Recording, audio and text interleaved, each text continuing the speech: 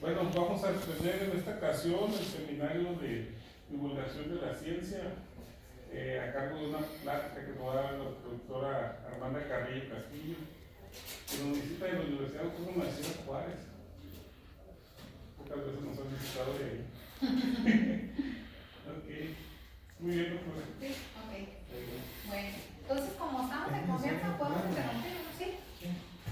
Si tienen alguna cuestión o comentario, con toda confianza me pueden interrumpir y hacemos más amena la charla, ¿no? Bueno, yo la preparé como académica, pero también para los investigadores, en el sentido de explorar las diferentes aplicaciones que le hemos dado a los materiales carbogenuros, que ustedes aquí en la Unison pues, los conocen, ¿no? De hecho, esta fue la sede o la institución donde yo aprendí justamente a través de seguimiento del doctor Castillo, la dirección del doctor Castillo, la implementación de la técnica de depósito por baño químico. O sea, él fue quien me capacitó en esta área y en el área de materiales carbogenuros en película delgada. Es aquí donde inicia mi recorrido por la parte de este tipo de desarrollo de materiales activos. Entonces, quiero dirigir la plática en ese sentido, ¿no? ¿Qué hemos hecho? ¿Qué he hecho como investigadora en el desarrollo de este tipo de materiales y hacia dónde los hemos aplicado?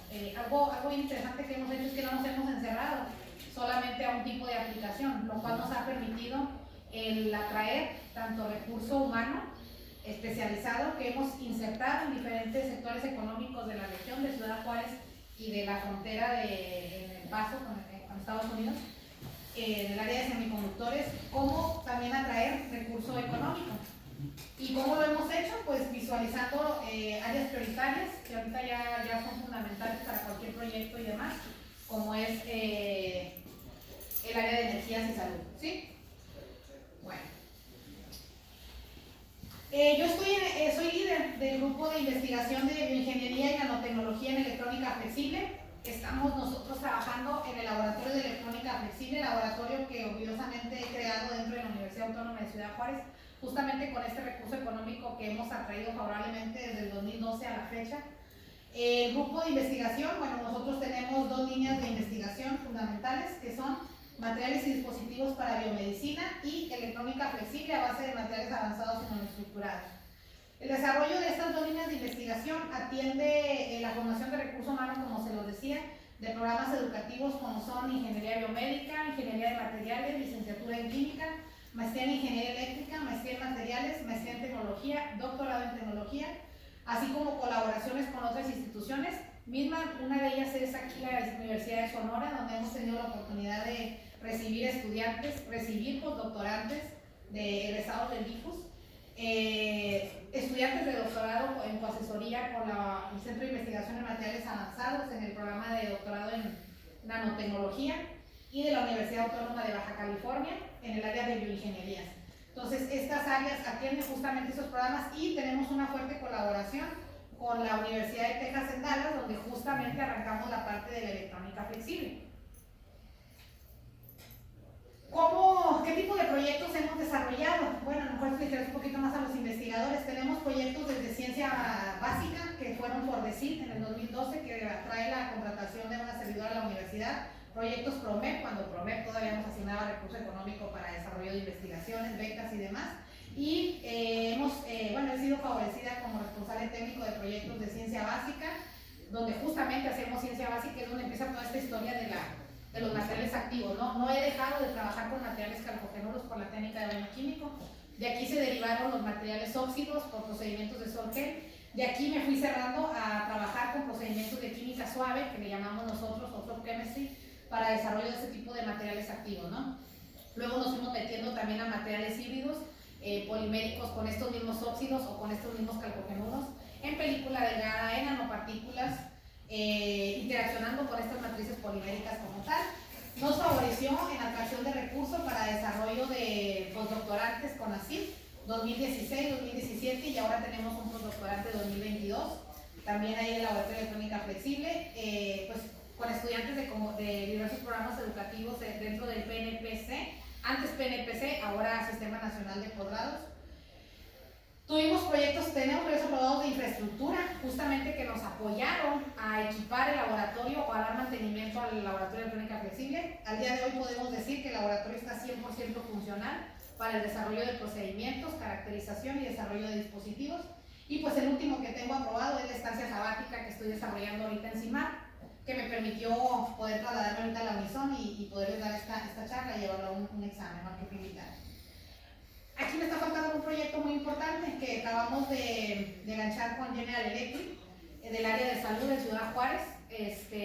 Se diseñó un curso especializado en electrónica flexible para atender demandas que la empresa requería, justamente porque ellos van a echar a andar el desarrollo de un producto en el que ellos, relacionado al área de electrónica flexible, entonces requería capacitación del personal, se les ofreció un curso y seguimos colaborando con ellos para atender inconvenientes, problemas o posibles desarrollos que se pudieran dar de este producto como tal. Entonces, bueno, ahí me faltó, ¿no? Bueno, ahora entrando en materia, ¿qué son los calcogenuros? Bueno, pues yo creo que ustedes son, como les dije, aquí fue donde yo empecé la historia con los calcogenuros y siempre me siento muy halagada de venir a dar esta plática o platicarles porque siempre me voy con, pues, ustedes me complementan, porque pues, yo siempre he dicho los expertos están aquí en la Unison, el grupo de Doctor Castillo como tal. Entonces los calcogenuros son elementos de la tabla periódica del grupo 2 y 6, 4 y 6 como tal, ¿no? Calcogenuros. Sulfuro de algo, selenuro de algo, teluro de algo, todo ese grupito de la tabla periódica con algún compuesto metálico central de esta, van a ser calcogenuros. Ahí entran también los óxidos, está arribita del azufre, el oxígeno, pero esos se conocen como óxidos de algo, ¿no? Entonces los óxidos, debido a los avances que hemos tenido con ellos y desarrollos y aplicaciones que han tenido, pues se han ganado su lugar, así como los calcogenuros. Entonces ahí los separamos de esta manera. Estos materiales como materiales activos nosotros los podemos encontrar como semiconductores tanto tipo N como tipo P. Tenemos una amplia gama de este tipo de semiconductores, lo cual nos ha permitido diferentes desarrollos en dispositivos electrónicos. Nosotros como ciencia básica hemos desarrollado diferentes procedimientos, como les decía, en manejo de parámetros de síntesis para el desarrollo de estos en nanopartícula o en película delgada o en soluciones. Y hemos tenido la capacidad de desarrollar dispositivos como diodos, celdas solares, transistores, y de lo más nuevo que hemos trabajado en un área de oportunidad han sido los biosensores y dispositivos de recolección de energía, utilizando estos mismos calcogenuros que hemos aplicado en estos procedimientos, ¿no? Hemos trabajado con materiales modelo calcogenuros como son el sulfuro de cadmio y el sulfuro de plomo, uno como tipo N, el otro como tipo P. ¿Por qué estos son como modelo? Bueno, dentro de baño químico fueron los primeros materiales que se empezaron a estudiar en esta tecnología, en este tipo de depósito de películas. Entonces es donde existe un poco más de literatura para nosotros echar mano y poder ahora sí decir, ¿qué hicieron de este material? ¿Qué parámetros utilizaron para obtener qué características? La otra, que como materiales calcogenuros también son de los que te encuentran más estudio. Entonces los tenemos como en depósito, en la técnica que se utiliza y como los que más se han estudiado independientemente que no fuera la técnica de baño químico. Entonces es donde tenemos más información de ellos. Nosotros lo que hacemos es aprovechar esa información que existe, optimizar procedimientos en base a estos materiales y luego ahora sí empezar a trabajar con materiales alternativos a estos dos. Ya sumado estamos trabajando con materiales alternativos semiconductores que son el silicio o el silicio amorfo como tal. Si nos vamos a involucrar en la parte de biosensores, pues nos dio la tarea de pensar qué tipo de materiales pudieran tener características biocompatibles, sobre todo si quiero trabajar en esta área. Y uno de ellos que nos ha dado mucho, nos ha dado interés ha sido el sulfuro de cobre y el sulfuro de ilumuto como tal, ¿no? Y ahí tenemos el tipo sulfuro de zinc dopado con cobre y demás, para echar mano a los N y a los P, que nos permite, como lo ven aquí en la tabla y en este esquema, la gran variedad de semiconductores que podemos tener en el área de calcogenuros. Aquí lo que les presento pues son las movilidades en bull como tal, ¿no? Nosotros, obviamente, pues no tenemos estas movilidades en lo que estamos obteniendo en películas delgadas y no buscamos como tal a lo mejor tener esta movilidad en el sulfuro de cadmio depositado por baño químico. ¿Qué es lo que nosotros buscamos en el desarrollo de las tecnologías o del dispositivo? Que al menos cumpla con los requerimientos que me está pidiendo el funcionamiento de un transistor, de una celda, de un biosensor o de un dispositivo de recolección de energía como tal. O sea, no es malo tener una movilidad a lo mejor de punto 1, punto 4. ¿Por qué? Porque ¿para qué lo vas a aplicar? ¿En qué lo vas a desarrollar, no? Entonces son de las bondades que nos da. Otra bondad que nos da los calcogenuros y la técnica como tal, la que nosotros empleamos en el depósito de películas delgadas, que es baño químico, es que yo puedo obtener semiconductores tanto tipo N como tipo P y uno u otro, manipular sus estados electrónicos y llevarlo al N o al P dependiendo de la necesidad que estoy buscando, ¿no? ¿Qué se requiere para todo esto? Pues amplios conocimientos y conocer como tal el material para poder manipular esos estados electrónicos y llevarlo de un estado a otro como tal. ¿Qué técnicas de depósito existen para el desarrollo de estos materiales? Bueno, yo voy a encontrar técnicas de depósito que van a ser, que le llamamos como físicas o químicas como tal. Las más importantes que la literatura nos ha arrojado, bueno, pueden ser, y donde tenemos mayor rendimiento de estos materiales, pues son epitaxia molecular, electrodeposición, rocío pirolítico. No son malas, ninguna técnica es mala, dependiendo nosotros a qué vamos, siempre les digo, a qué voy a aplicar ese material, qué estoy buscando de ese material y qué recursos cuento para el desarrollo de esto. Nosotros como institución pública, una universidad pública como lo son ustedes y demás, pues no tenemos muchas veces acceso a este tipo de infraestructura para, bueno, principalmente a lo mejor estas dos primeras, sobre todo la primera, para desarrollo de estos materiales. Si tengo la posibilidad de utilizarlas, las utilizo como modelo, para yo tener el material modelo y luego ahora sí me voy al procedimiento químico que yo conozco, que yo domino y llego a parecerme a lo que obtengo en este material, ¿no? Epitaxia molecular, pues básicamente lo que estamos haciendo, acomodando molecularmente el material de manera ordenada para que presente las propiedades adecuadas que estoy buscando. Pues electrodeposición, pues tengo un electrodo, inyecto energía y demás y obtengo mi depósito. Rocío pirolítico se acerca un poquito más a la realidad que nosotros manejamos, técnicas de química suave, pero ahí requiero, ahí sí, altas temperaturas en el sustrato, que a lo mejor no van a ser compatibles con lo que yo les decía al principio de la electrónica flexible. En la electrónica flexible, en un principio lo que estoy buscando es justamente depositar sobre un sustrato flexible. ¿Quiénes son estos sustratos modelos? Nuevamente, son el tereftalato de polietileno, que es lo que constituye este tipo de envases y demás, y el naftalato de polietileno. ¿Sí? Entonces con esos estamos trabajando, dependiendo si va a ser transistor, si va a ser celda, pues ya existen comerciales recubiertos con un óxido transparente conductor, que ustedes también han de conocer y demás, ¿no? Entonces ahí a lo mejor las altas temperaturas pues ya no entran. Y bueno, para fortuna de nosotros les digo, existe la técnica de depósito por baño químico. Como su nombre lo dice, es un baño químico que yo le doy ¿a quién? A ese sustrato donde yo quiero crecer el material. Vamos a ver la escala laboratorio, ¿no? Es un vaso de precipitado como tal, donde yo digo, quiero obtener sulfuro de cobre. Si yo tengo mi fuente de azufre y mi fuente de cobre y yo los mezclo, esto van a estar algo bien importante. En baño químico estoy trabajando en base agua, ¿sí? O sea, mis soluciones están en base agua, yo las mezclo, yo voy a tener sulfuro de cobre, pero ¿en qué relación estequiométrica va a estar ese azufre, va a estar ese cobre? ¿Qué precipitado, cuántos precipitados va a haber? ¿Cuántos iban a crecer adecuadamente en ese sustrato? Bueno, en el inter me abro y yo voy a colocar los agentes que me van a controlar la liberación de esos iones de cobre, de esos iones de azufre. Y son los que conocemos como agentes complejantes, estabilizador de pH como tal, y fuente de hidróxidos, dependiendo del mecanismo que va a ocurrir. Hay dos mecanismos importantes en baño químico, que es el ion por ion y el clúster por clúster, ¿no? Ion por ion es como tal, azufre, cobre, llega y se forma, ¿no? El clúster por clúster, hidróxido de cobre, llega el azufre, ocurre el intercambio iónico y tengo el sulfuro de cobre. Pero todo esto me lo están modulando estas soluciones del medio. Es muy fácil trabajar con baño químico a prueba y error, ahora está mal que se los diga, pero si nosotros tenemos los conocimientos básicos de química como tal y estequiometría y planteamiento de reacciones químicas, que es lo que nosotros sí hacemos en el laboratorio como químicos, yo soy química de profesión, planteo mi mecanismo de reacción, planteo las concentraciones adecuadas, planteo el pH, la reacción que va a ocurrir y demás, y ya no trabajo a ese prueba y error y obtengo el material como tal que lo estoy buscando. Controlo esa liberación de estos iones. ¿De acuerdo? Entonces, eso es la técnica de baño químico. Les digo, véanlo como un reactor, como es un vaso de precipitado, pero imaginemos que yo quiero crecer mi sustrato, allá no al tamaño de ese portaobjetos que hacemos el depósito como tal. Simplemente, ¿qué tengo que hacer? Crecer el reactor. Entonces, una técnica que es compatible con uno de los requerimientos que nos exige la electrónica flexible. Eso es lo que busca, ¿no? El abarcar grandes áreas de depósito en un solo paso como tal. ¿Sí? Entonces, una técnica simple, de bajo costo. ¿Por qué bajo costo? Acuérdense que estamos trabajando base agua. Si estamos trabajando base agua, no puedo utilizar temperaturas elevadas. Dicen, arriba de 100 grados centígrados ya no podía trabajar. No, ya a los 90 el agua se me está evaporando a los 20 minutos.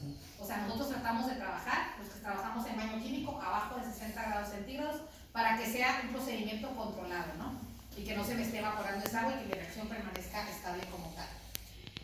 Es una técnica reproducible y puedo obtener capas uniformes con este control químico que yo les estoy mencionando. Y bueno, pues definitivamente depósito en grandes áreas. Entonces cumple con los requerimientos para ser utilizado en este tipo de tecnología que es la electrónica flexible, que es lo que buscamos. ¿Dónde podemos aplicar? Y voy a empezar con las aplicaciones de los carcogenolos como tal. Una de ellas ha sido, y y ampliamente estudiado lo que son transistores de película delgada. Ya existen reportes de este tipo de calcogenuros, ¿no? Uno de ellos, de los más estudiados, ha sido el cianuro de cadmio. Obviamente el sulfuro de cadmio, no me quise ponerlo aquí porque es el que ha tenido mayor publicación, pero algo de los más nuevos pudiera ser cianuro de cadmio. ¿Contra quién estamos compitiendo? Y siempre como investigadores y demás, yo me tengo que ubicar a ver qué estoy haciendo, por qué lo estoy haciendo y contra quién estoy compitiendo. O sea, qué quiero mejorar, quién va a ser mi competidor y demás para lo que quiero mejorar. Bueno, pues tenemos en el tipo de semiconductores aplicados en películas delgadas, de transistores de películas delgadas, tenemos el silicio amorfo, el polisilicio, semiconductores orgánicos y algunos óxidos como tal.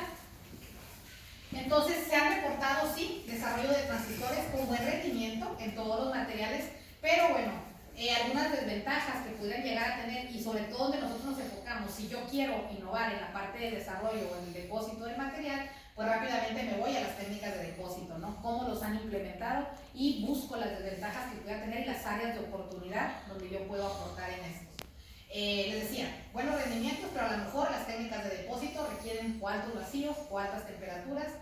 Uno de los muy atractivos han sido los orgánicos, pero ¿cuáles son las desventajas que pudieran? Les digo pudieran porque también yo trabajo en orgánicos y estoy buscando la manera de que sean estables, pues son justamente esta inestabilidad a la penetración de humedad, de oxígeno y demás, y que baja el rendimiento. Pero se está trabajando en aislar estas capas y que permanezca ese rendimiento como tal.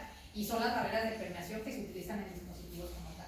¿Sí? Entonces yo busco el área de oportunidad y digo, bueno, sí hay reportes de calcogenuros, sí puedo alcanzar a lo mejor estas movilidades, sí puedo competir a lo mejor con estos y definitivamente compito con los procedimientos de depósito para el desarrollo de estos materiales, ¿no?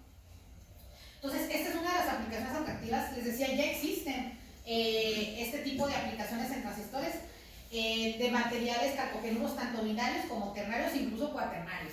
Y yo puedo obtener, una de las ventajas es que tengo semiconductores tipo N como tipo P. Los tipo P habían sido mayormente reportados por orgánicos, el pentaceno como tal, ¿no? El que conocemos. Entonces, yo he hecho mano de los calcogenuros y veo que puedo obtener semiconductores tipo P en esta tecnología con dispositivos funcionales, con rendimientos aceptables. Y les digo, rendimiento, fíjense la movilidad, van a decir ustedes, pues es bajísima para lo que tú me estabas diciendo a lo mejor de acá que han obtenido. Pues sí, pero ¿para qué lo quieres aplicar? ¿Hacia dónde lo vas a dirigir como tal? ¿De acuerdo?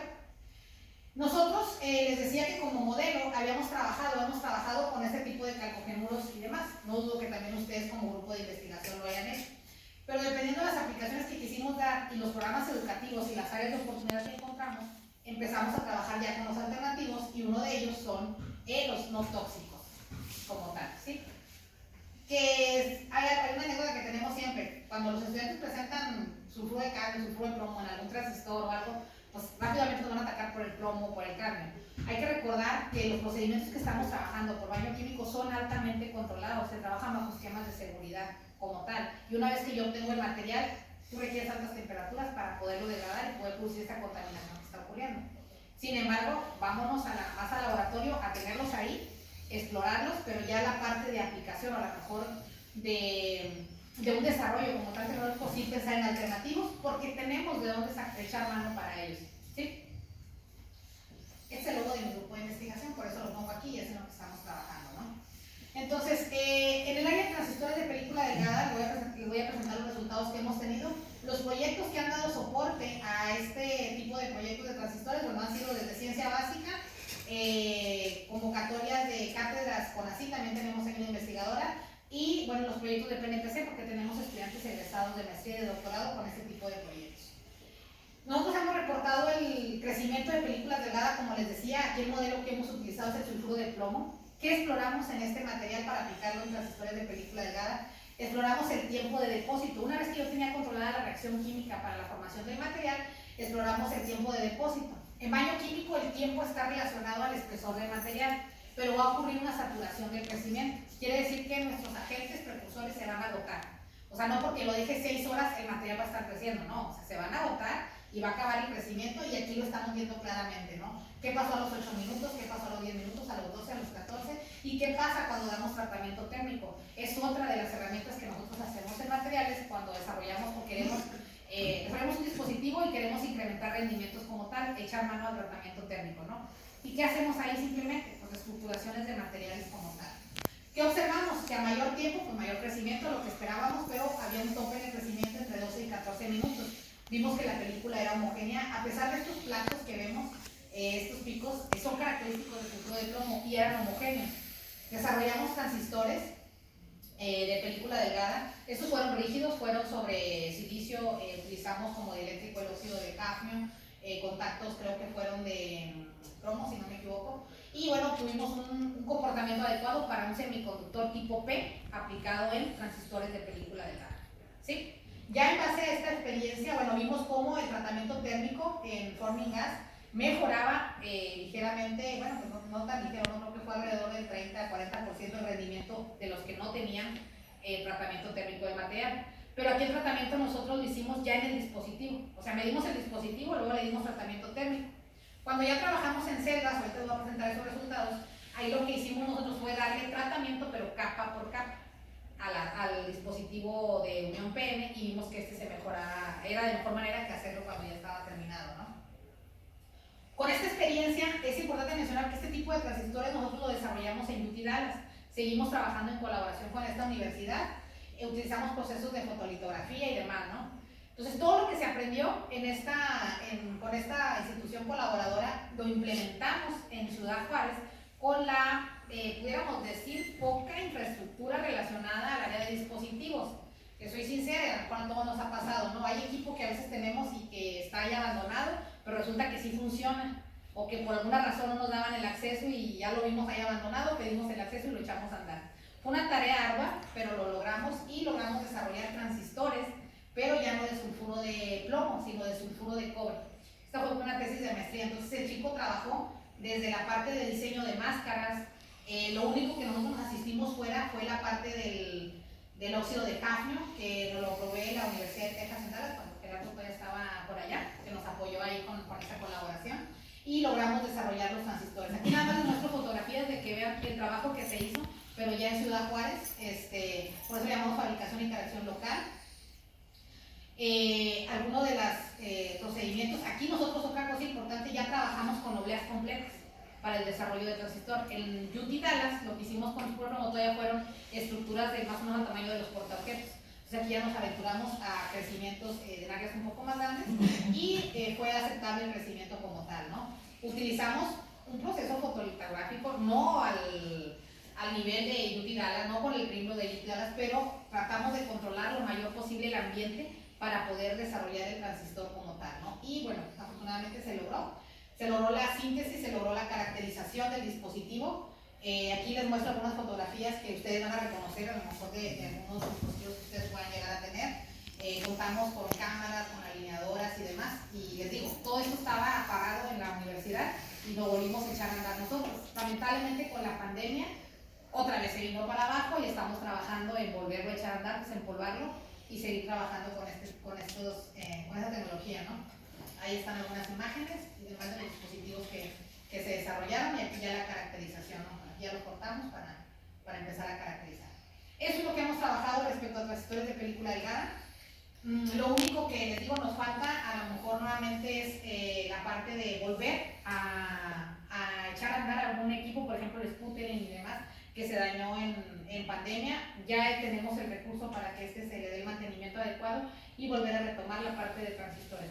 Ya no solamente sulfuro de cobre, ¿no? Ya no estamos yendo al sulfuro de zinc dopado con cobre. Queremos de todas maneras reproducir el de sulfuro de cadmio que se desarrolló en su momento en UT Dallas para tener controlado el procedimiento como tal. Todo esto lo desarrollan estudiantes de maestría y de doctorado, ya cuando me meto a la parte del transistor. La parte de los materiales sí están estudiantes de ingeniería o de licenciatura involucrados en esto. Estos mismos materiales los estamos aplicando, como les decía, a otra aplicación que podemos explorar en los calcogenuros, y ustedes lo saben también, es en dispositivos fotovoltaicos. No somos o no estamos descubriendo el hilo negro, ¿no? Bueno, aquí yo les pongo alguna referencia nada más para que vean desde lo lejos que existe el desarrollo de estos de estos dispositivos a base de estos materiales. 2007, celdas híbridas a base de sulfuro de plomo y algún polímero. 2011 ya implementan las capas de NIP, de materiales calcogenuros como tal. En los dos casos, ¿no? Sulfuro de bimuto, sulfuro de cadmio, sulfuro de plomo como tipo P. Y bueno, 2012 nuevamente nos encontramos al sulfuro de cadmio y sulfuro de plomo. Son como que los que más se van a encontrar en ese tipo de dispositivos. depositados por procedimientos de química suave, y el más que van a encontrar va a ser el depósito por baño químico. Aquí se van a encontrar, esa tabla también ustedes la conocen, dónde nos ubicamos, y cada momento, cada año que se actualiza, nosotros nos estamos ubicando en dónde estamos, qué tanto está creciendo el estudio, dependiendo del dispositivo, dependiendo de los materiales que conforman el dispositivo como tal, ¿no? Dónde nos estamos ubicando.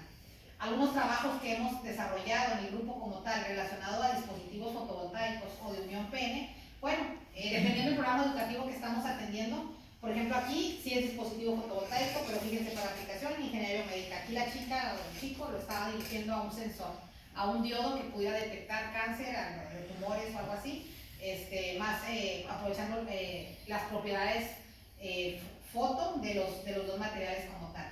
Hemos trabajado literalmente con celdas, dispositivos fotovoltaicos depositados sobre sustratos flexibles, y también estos mismos aplicados en sensores de amoníaco. Había reportes de algunos calcogenuros donde simplemente el material calcogenuro con ciertos contactos hacían pasar un gas, que era el amonio como tal, medían la respuesta antes y después, y había un sensado como tal. Entonces dijimos, ¿por qué no explorar ese tipo de aplicaciones también nosotros, no? Y fue lo que hicimos con un estudiante de ingeniería biomédica. Luego este mismo estudiante de ingeniería biomédica le siguió, pero por la línea de celdas fotovoltaicas. Nuevamente, otro tipo de aplicación biomédica que pueden llegar a tener son en la liberación asistida de fármacos, el poder dirigir algunos fármacos como tal a base de estos materiales, ¿sí? En la parte de dispositivos fotovoltaicos, la estructura que desarrollamos nosotros, nuevamente aquí vemos baño químico, es el mismo fundamento que ya les dije, nada más que aquí fue para obtener sulfuro de plomo, sulfuro de cadmio. Temperaturas de depósito para los materiales fueron de 43 grados centígrados, tiempos de depósito 33 para el sulfuro de cadmio, 43 para el sulfuro de plomo. Estudiamos el número de capas, a 1, 2, 3 y 4 capas de los dos materiales para crecer el espesor de estos. Nos dimos cuenta que los materiales, como tienen un límite en el crecimiento con el tiempo, también tienen un límite con el número de capas. ¿Por qué? Porque va a ocurrir un estrés en los materiales cuando yo estoy creciendo capa por capa.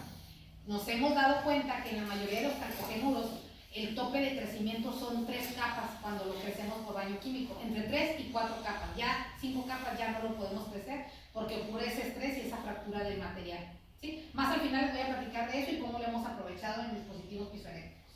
Pero bueno, ese es algo que encontramos en los materiales, y es la celda base que hemos desarrollado nosotros en el laboratorio.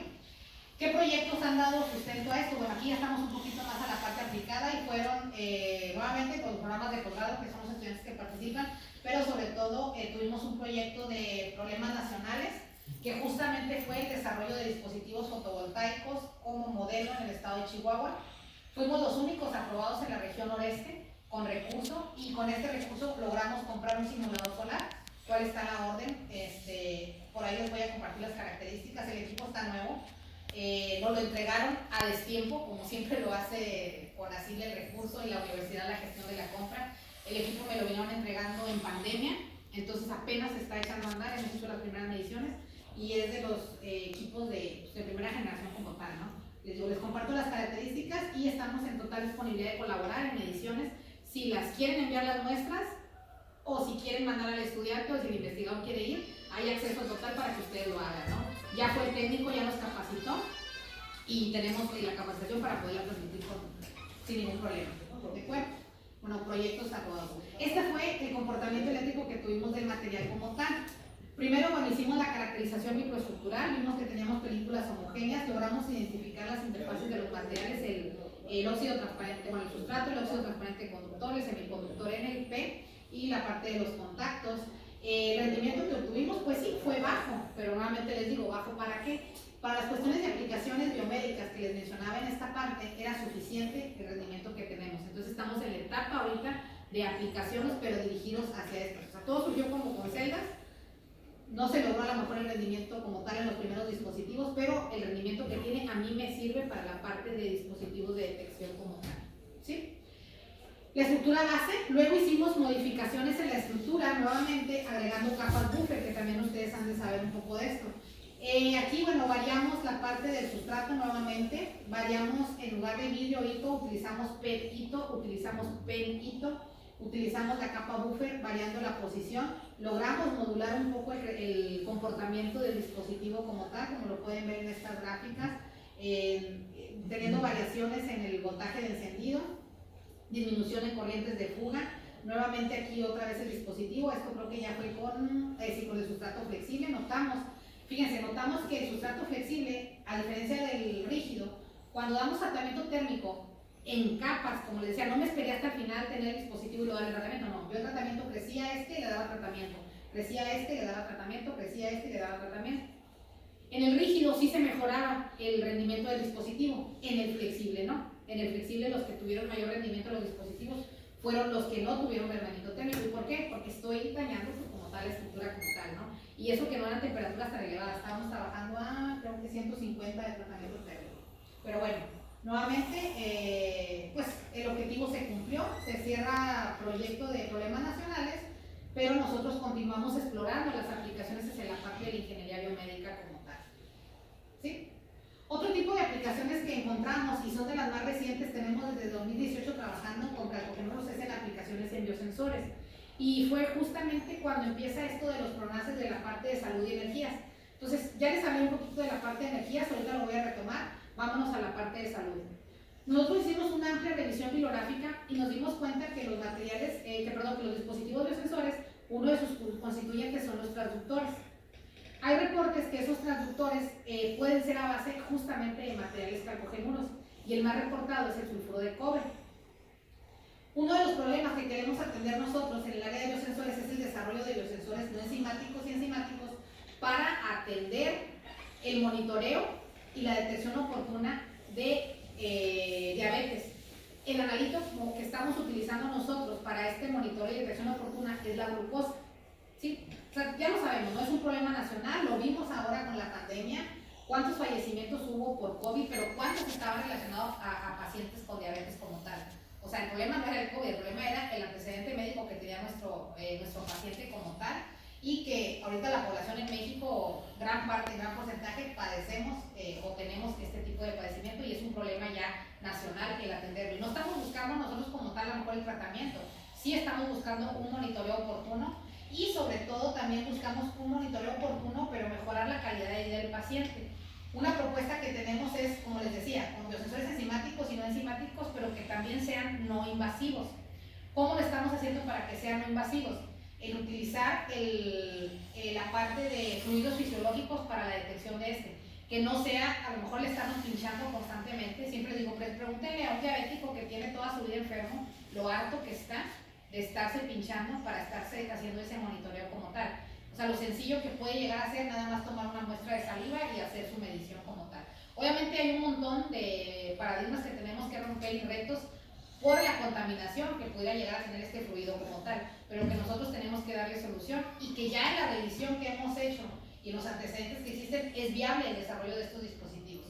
¿Hay recursos para esto? Sí lo hay. Los invito, les digo, por nosotros nos ha ido bien la parte de recursos.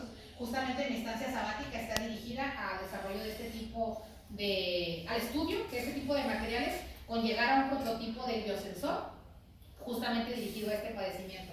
Y el recurso que se destina, gran parte del recurso que se destina en investigación tanto nacional como internacional es a atender este tipo de padecimientos, ¿no?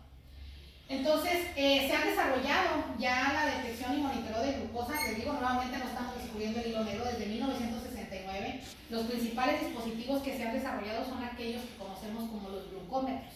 ¿Sí? Se basan en biosensores enzimáticos, donde obviamente está la glucosa oxidasa, ocurre la reacción enzimática como tal, la cataliza y obtengo yo mi respuesta, ya sea que sea una reacción química o tengo una respuesta eléctrica, y es lo que vemos en nosotros en el dispositivo como tal, ¿no? ¿En qué se basan esos glucómetros? Y es donde entramos nosotros en la parte de materiales. Bueno, se basa, por ejemplo, en la electroxidación de glucosa con electrodos de platino. Se ha dicho en la literatura que el platino no es viable. Una, pues el costo. La otra, la inestabilidad. Aquí una de las fuentes es el cloruro como tal, y el cloruro como tal me produce contaminación en la respuesta que yo estoy buscando o en el material como tal. Fíjense, ¿desde cuándo? 1970.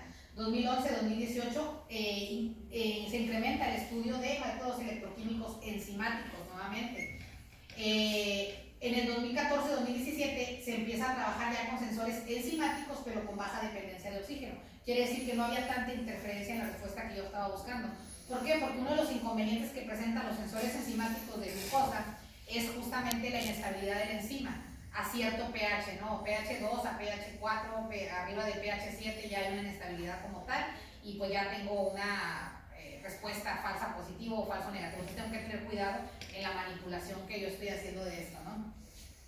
2018 ya empiezan a trabajar la parte de sensores no enzimáticos de glucosa basados en ¿quién? En el grafeno, cobre y un óxido transparente, un óxido conductor como tal, ¿no? Ya desarrollan ese tipo de estructuras, obtienen un buen rendimiento del material, una buena linealidad y sensibilidad, selectividad como tal para el desarrollo de estos sensores. Una aportación de nosotros fue en el 2020, hicimos la detección enzimática de glucosa en películas delgadas de óxido de cobre sobre hilo y ya sobre un sustrato flexible. Nosotros llegamos a los ensayos, no llegamos al dispositivo. Se los planteo así: tengo el sustrato, que fue el óxido, bueno, fue tanto en vidrio como en PET.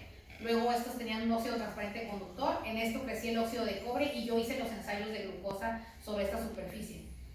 Caractericé antes y después, óptica y eléctricamente, qué sucedía y obtuve cambios en la resistencia como tal y cambios químicos para saber qué estaba ocurriendo. ¿Qué espero yo que ocurra en una detección de glucosa? Pues que ocurra la oxidación de esta, ¿no? ¿Quién es un producto que se me forma? Es el ácido glucónico. El ácido glucónico yo lo puedo caracterizar por medio de infrarrojo. Si tengo el grupo carbonilo, ya la hice y sí lo teníamos. Entonces vamos por buen camino, pero fíjense, era a base de óxidos.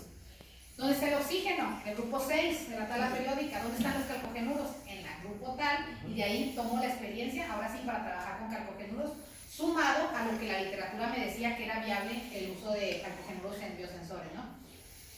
También se han empleado biomateriales en el desarrollo de biosensores. Y esto lo empecé a implementar yo, ¿por qué? Porque en el óxido de cobre físicamente nos dimos cuenta que yo tenía mi película, mi sustrato, poníamos la glucosa, íbamos y medíamos y literal, la glucosa se nos resbala. Entonces, físicamente nosotros teníamos la necesidad de retener el analito. ¿Cómo lo hacemos? Exploramos, hicimos nuestra revisión y nos dimos cuenta que en la literatura manejaban el uso de biocerámicos. ¿Cuáles biocerámicos? Las zeolitas. Decían que habían utilizado zeolitas con alto contenido de silicio y aluminio, que es la revisión que hago aquí, donde lo utilizaban, ellos le llaman sustrato. No confundamos el sustrato donde yo crezco todo, ¿no? Ellos le llamaban sustrato, que les ayudaba a anclar los analitos. Porque como tienen una estructura porosa, esas zeolitas se han utilizado para regeneración de tejido. Entonces, para tener una regeneración de tejido, crecimiento de células, se requiere justamente que sea un biocerámico poroso, ¿no? Para que llegue y se ancle y crezca la hidroxiapatita y demás. Entonces decían, esta zeolita la voy a crecer, la voy a dispersar y la voy a crecer en películas delgadas. Y esa estructura me va a ayudar a que el analito ahí se retenga y se retiene y pasa una mejor respuesta al transductor, que es el que sigue, que es el que donde va a ocurrir la reacción química y luego va a darme la respuesta eléctrica, ¿no? Óptica, depende de lo que esté buscando. Entonces nos dimos cuenta de que las utilizaban y dependiendo del tipo de zeolita, aquí les presento algunas cosas, ¿no? Por ejemplo, aquí las utilizaron en la parte de urea, sensores de urea como tal, eran enzimáticos. Urea, ureasa, ocurría la reacción arriba del sustrato, da una buena respuesta en el transductor. No nos importa ahorita el transductor quién es, lo que nos importa es quién anclaba la enzima, el analito como tal. Luego también hicieron estudios con zeolitas del tipo zeolita tipo beta, variaban la relación de silicio o aluminio y nuevamente decían, mira, tenemos una buena respuesta variando el silicio-aluminio porque cambiábamos el pH y ocurría de mejor manera la reacción como tal. Se empezaron a desarrollar también los ISFET en base a esto, con estructura de ISFET para este tipo de biosensores, nuevamente en urea, ¿no? Entonces, en la misma revisión nos damos cuenta que ya empezaban a abordar estos calcogénuros, pero ahora sí